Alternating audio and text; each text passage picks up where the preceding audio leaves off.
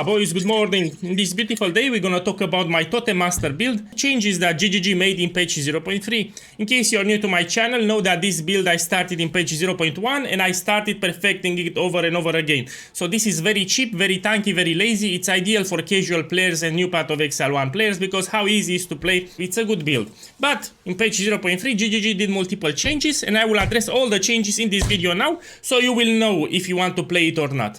Pretty much the build is still strong.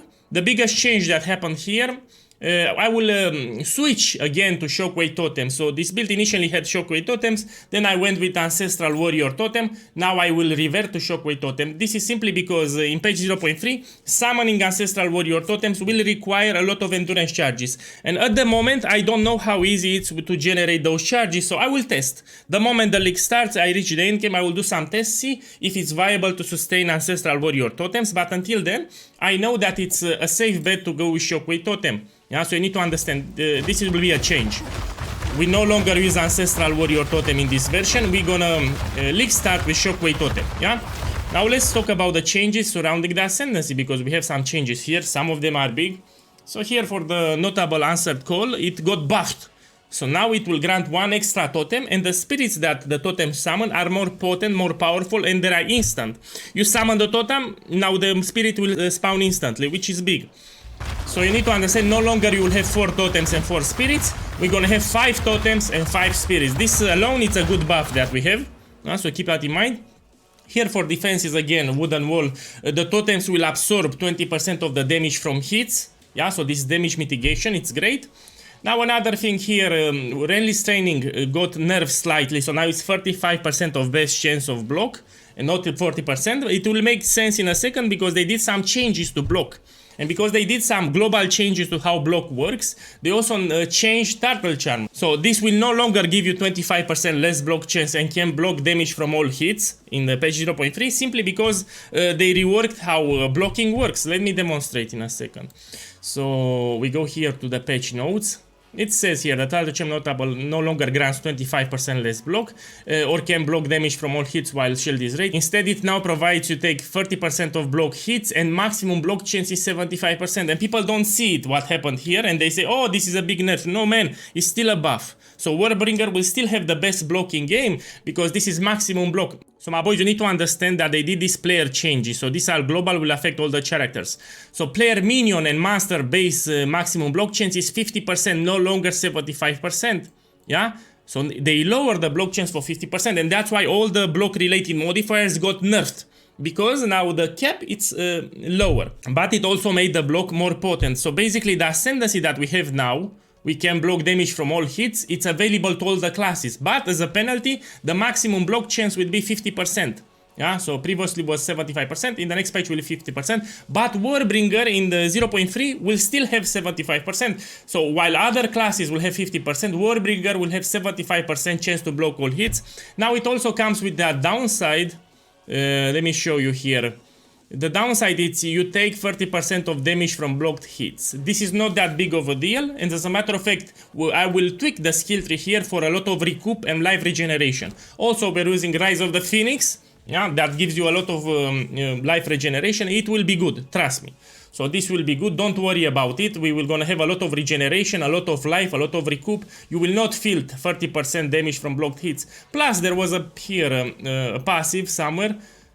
This one, you take 10% of damage from block hits. I took this and you could not feel it on this build, so the build will still be very tanky.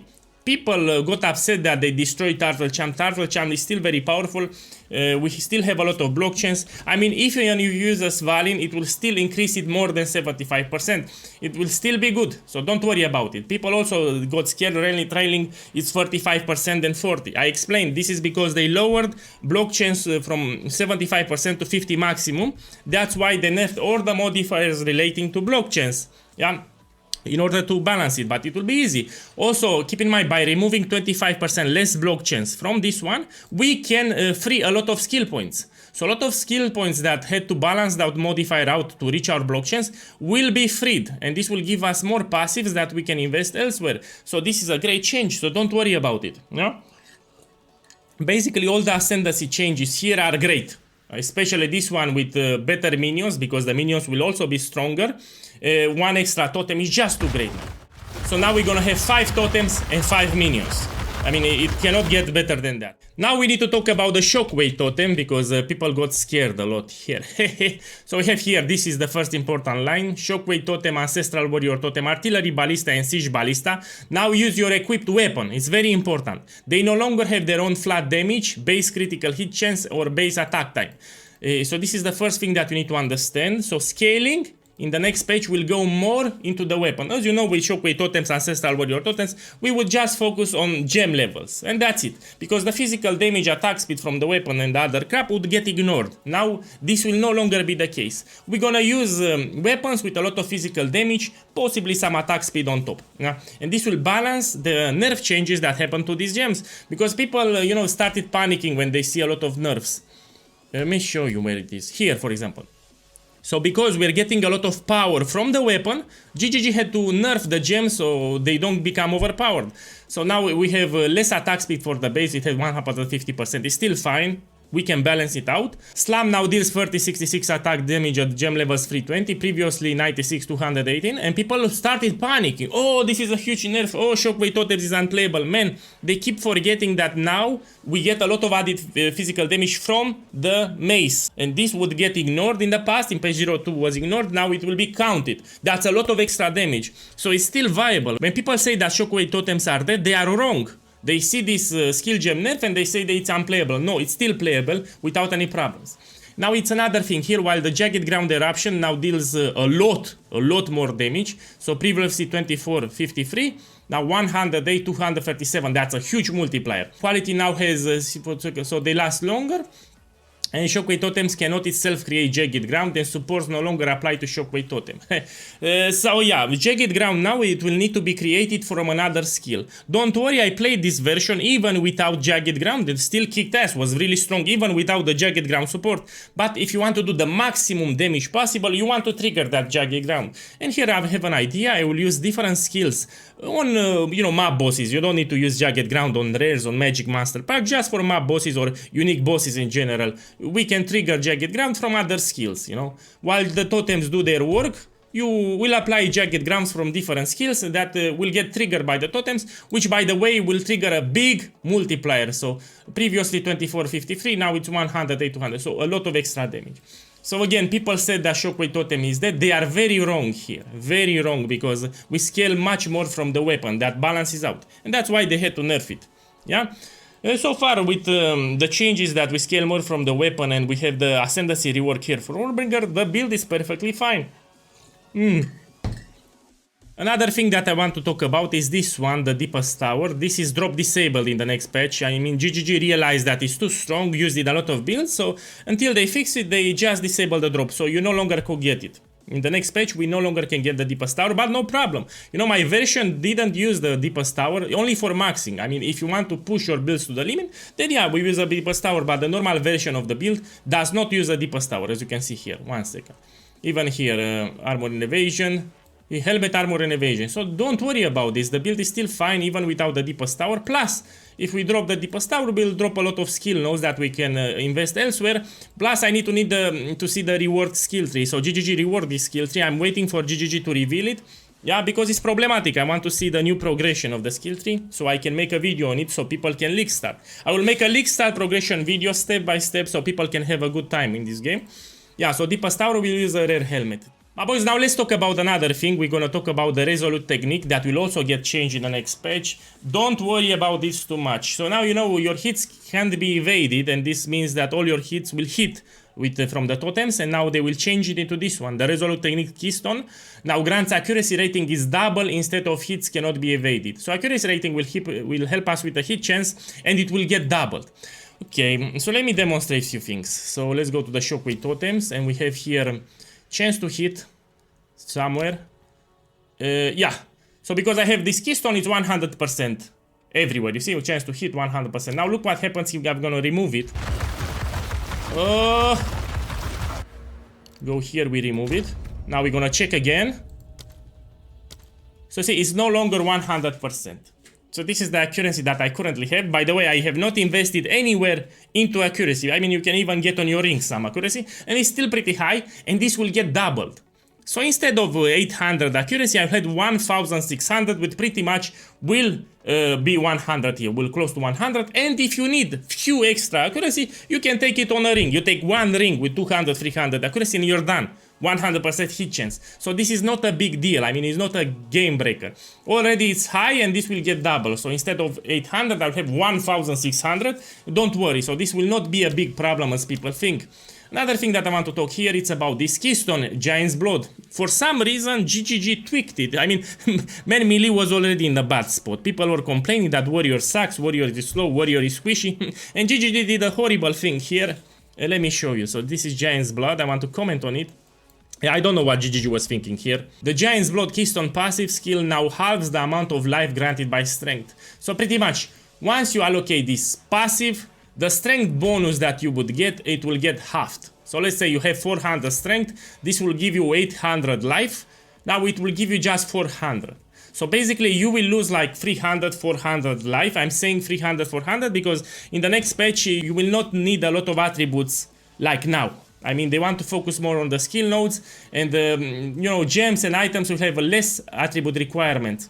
And yeah, which is a good thing, but I know you will lose like 300, 400 life. It's still fine. We can go around it. No problem. Especially with the rework on the Ascendancy here. We can allocate more points elsewhere. I mean, it's not a big deal. Yeah? You lose 300, 400 life, but the build is still viable. It's still tanky, it's still good. Yeah, this one here. You know, some people said that now you need +7 to all melee skills gens with an addition to physical damage. While these hits can be good for maxim, you can still use a +5 or +6. I mean, in patch 0.2 on league start, I did waste on 15 like crazy on a one-handed mace with +5. So you can even buy a one-handed mace with +5 melee skills, and we get good physical damage on it, and you stay with that. You don't even allocate this one, Giant's Blood. And you can still clear without any problems, waste on 15 maps. Yeah? So this is a good mapper. Again, it's great for farming all the content. But we might have some problems, let me put it here, with the Pinnacle content on difficulty +4. Where the fuck is the Atlas skill tree? And I'm coming from Path of Exile 1, I had a break of 3 months, so excusez-moi if it is, but everything that you see here was done with this build. My Totem Master, alone. I did all the ritual bosses, all the Delirium Simulacrum can farm. I did here Expedition, Breach, even Arbiter of Ash myself. I unlocked everything myself. And this shows the power, how powerful this build was. Very versatile. Now, with the changes with Shockwave totems, you might struggle on difficulty +4. So let's put some clear expectations now. The first boss difficulties, you can do it. I mean, if you want to do ritual inside the maps, it will be very easy for this build. Wisp, very easy. Rogue Exiles, very easy. The Abyss, the new mechanic inside the maps should be very easy with this build. It's still a perfectly fine build. You need to understand what you like to do. Because if you want to farm, for example, Arbiter of Ash with a build, then do something else. For Arbiter Ash, you need millions of DPS, I mean, to nuke him down very fast. Depends on what you want to farm. But if you want to do chill mapping, waste on 15 and can do all the content from the maps. I mean, again, you Rogue Exiles, no problem. You do Essences, no problem. You do Strongboxes, no problem. Ritual, no problem. Yeah? You need to understand. So this build does not shine at Breach and does not shine at Arbiter of Ash. So you need to put the right expectations from the start. But it's still viable, and here I explained all the changes so people know what to expect. Again, I'm very hyped about the changes because we will have 5 totems. Not only that, I'm preparing a league style progression for the build, and even today on stream, on Twitch, I will show everyone how to do it. Yeah, and I will also prepare on YouTube a video how to league start with this build and play. So my boys, even at level 6 we can use Shockwave totems here because they will be great. Remember the scaling. You can use Bone Shatter. Bone Shatter and Shockwave. It will be good. I will explain the progression. What you need to remember is the new scaling. So the totems will scale more from the weapons, which means that in early acts, most likely I will go with the double maces. Use 2 double maces like this so they do more damage. In the late acts we can use a shield, but acts 1 and 2 you can use a double mace. And we no longer need to stress just about the totem level. I mean, we can get stats on the weapons, now that will count. The physical will get added, and this balances out the gem nerf that people are so scared about. So my boys, in patch 0.3 I will league start with this build. You will see daily summaries on my YouTube channel. You will see me live on Twitch how it goes, and you will decide later if you want to do it or not. I mean, if you're unsure, I mean, it makes sense, no problem.